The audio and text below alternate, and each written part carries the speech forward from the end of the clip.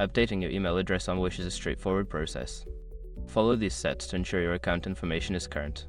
Step 1. Log into your account.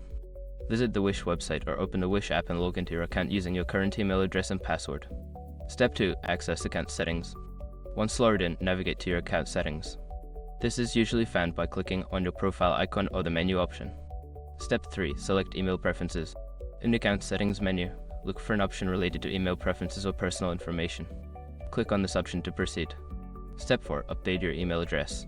Find the field that displays your current email address. Delete the old email and enter your new email address in the provided space. Step 5. Save changes. After entering your new email address, make sure to save the changes. You may need to confirm the update by checking your new email for a verification link. Make sure to check your new email for any confirmation messages from Wish to complete the update process. Keeping your email address current is important for account security and communication.